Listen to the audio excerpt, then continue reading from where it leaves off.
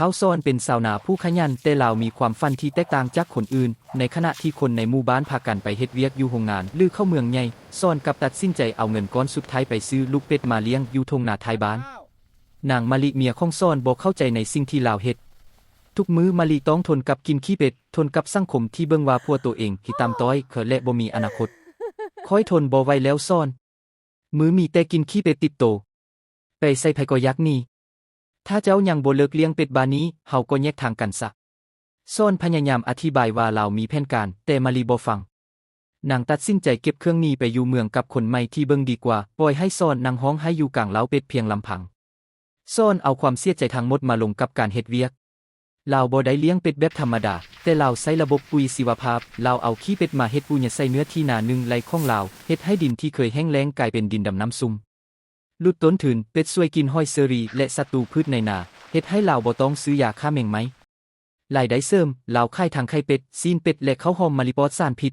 5 ปีผ่านไป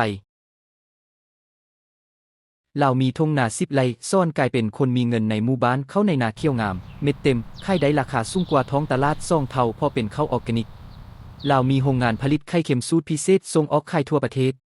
จากสายที่ตัวเมนขี้เป็ดกลายเป็นกิเศษที่นุ่มที่มีรถกระบะคันงามและเฮือนลังใหญ่ปุกอยู่กลางทุ่งนาที่สวยงามมื้อหนึ่งมะลิกลับมาที่หมู่บ้านด้วยความลำบากเพราะทึกผู้ใส่อยู่เมืองตัวนางได้ยินข่าวว่าซ่อนรวยแล้วเลยฟ้าวไปหาอยู่ทุ่งนาซ่อนค่อยกลับมาแล้วค่อยหักเจ้าคือเก่าใดมะลิเว้าด้วยเสียงอ่อนหวานซ่อนยิ้มแบบสุภาพแล้วตอบว่าขอบใจที่กลับมาเยี่ยมยามเด้อมะลิ